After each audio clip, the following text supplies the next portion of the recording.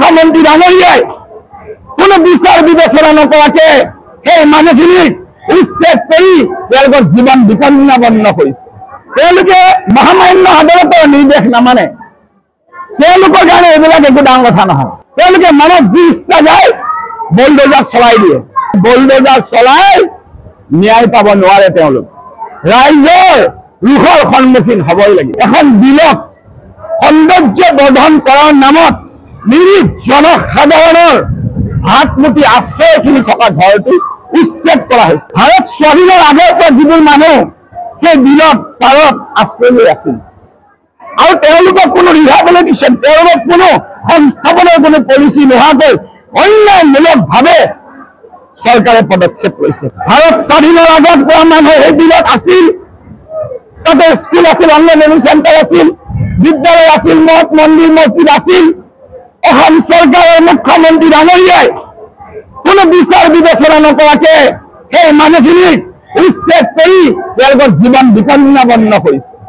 আৰু তাৰ বিৰুদ্ধে গৌৰৱ গগৈ ডাঙৰিয়াই মাত মাতিছে আৰু আমি ভাৰতীয় জাতীয় কংগ্ৰেছ তাত থিয় দিছো আৰু সকলো ঠাইতে থিয় দিম।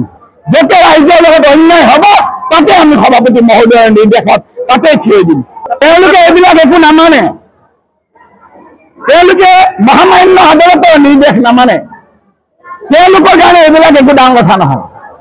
তেওঁলোকে মনত যি ইচ্ছা যায় বুলডোজাৰ চলাই দিয়ে আৰু এই বুলডোজাৰ ৰাইজৰ মাজত এনেকুৱা বুলডোজাৰ চলাই ন্যায় পাব নোৱাৰে। তেওঁলোক ৰাইজৰ ৰোষৰ সন্মুখীন হ'বই লাগিব। সমগ্ৰ অসমত গৌৰৱ গগৈদেৱৰ নেতৃত্বত সমগ্ৰ অসমত প্ৰায় আমি ৮০জনৰ বেছি অবজাৰ্ভাৰ প্ৰত্যেক জিলাসমূহ ভগাই লৈ মই যেনেকৈ শিলচৰ, কাছাৰ আৰু ধুবুৰী চাই আছো, যাদৱদা, আগষ্টিন, পাপন এওঁলোকে কামৰূপ জিলা চাই আছে। এনেকৈ আমাৰ সমগ্ৰ অসমৰ সমূহ জিলা, সমূহ সমষ্টিলৈ আমাৰ অবজাৰ্ভাৰ গৈছে আৰু গৌৰৱ গগৈ ডাঙৰীয়াৰ এইটো ভাৰতীয় জাতীয় কংগ্ৰেছত এক বিপ্লৱী এটা পদক্ষেপ।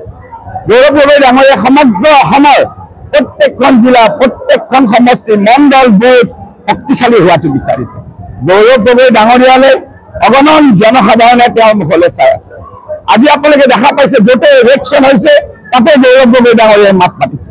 য'তে ৰাইজৰ বিৰুদ্ধে মুখ্যমন্ত্ৰী ডাঙৰীয়াই পদক্ষেপ লৈছে তাতে গৌৰৱ গগৈ ডাঙৰীয়াই মাত মাতিছে। গৌৰৱ গগৈ ডাঙৰীয়া অসম প্ৰদেশ কংগ্ৰেছ কমিটিৰ সভাপতি হোৱাৰ পিছত অসমৰ সমগ্ৰ জনসাধাৰণৰ যেন আশাৰ এক সঞ্চাৰ আহিছে। তেওঁৰ নেতৃত্বত অনাগত ২৬ত ভাৰতীয় জাতীয় কংগ্ৰেছে এক বিশালকৈ বিধায়ক লৈ আমি দিছপুৰ গঠন কৰিবলৈ পৰিকল্পনা কৰিছো আৰু আমি আশা কৰো গৌৰৱ গগৈ নেতৃত্বত অসম প্ৰদেশ কংগ্ৰেছ কমিটিৰ সমূহ বিষয়ববীয়া জিলা, মণ্ডলম, বুথ, বিধায়ক, অবজাৰ্ভাৰ্ছ সকলোৱে মিলি সমগ্ৰ অসমত এক ছাকচেছফুল অৰ্গেনাইজেশ্যনৰ ছেটআপ বনাবলৈ সক্ষম হ'ব। আৰু আজি আপোনালোকে নিশ্চয় লক্ষ্য কৰিছে, যোৱাকালি দাদাহঁতৰ জিলালৈ আমি গৈছিলো, কিদৰে এখন বিলক সৌন্দৰ্য বৰ্ধন কৰাৰ নামত নিৰীহ জনসাধাৰণৰ হাত মুঠি আশ্ৰয়খিনি থকা ঘৰটো উচ্ছেদ কৰা হৈছে। ভাৰত স্বাধীনৰ আগৰ পৰা যিবোৰ মানুহ সেই বিলত পাৰত আশ্ৰয় লৈ আছিল আৰু তেওঁলোকক কোনো ৰিহাবিলিটেশ্যন, তেওঁলোকক কোনো সংস্থাপনৰ কোনো পলিচি নোহোৱাকৈ অন্যায়মূলকভাৱে চৰকাৰে পদক্ষেপ লৈছে। তাৰ আমি ভাৰতীয় জাতীয় কংগ্ৰেছে গৌৰৱ গগৈ নিৰ্দেশত আমি তাত গৈ ৮জনৰ ওচৰত থিয় হৈছো।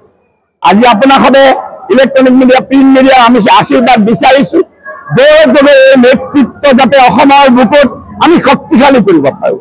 অসমৰ ক্ষুদ্ৰান্ত জনতা, দুখত থকা জনতাৰ ন্যায়ৰ কাৰণে, যুৱ প্ৰজন্মৰ কাৰণে, বৃদ্ধা বনিতাৰ কাৰণে গৌৰৱ গগৈ যাতে সকলোৰে কাৰণে আকুল কণ্ঠৰে মাত মাতিব পাৰে, নেতৃত্ব ল'ব পাৰে। আৰু গৌৰৱ গগৈ নেতৃত্বতে আমি আজি অবজাৰ্ভাৰসকল যেনেকৈ ইয়াতে আমাৰ ৩জন অবজাৰ্ভাৰ বিধায়ক ডাঙৰীয়াৰ নেতৃত্বত আহি উপস্থিত হৈছে। আৰু মই ভাবো যে আপোনাসৱে যোৱা সময়ত প্ৰত্যেকটো পদক্ষেপতে ইলেক্ট্ৰনিক মিডিয়া, প্ৰিণ্ট মিডিয়াৰ পৰা আপোনালোকে আমাক সহায় কৰি আছে আৰু গৌৰৱ গগৈ ডাঙৰীয়াক আপোনালোকে আশীৰ্বাদ দিব।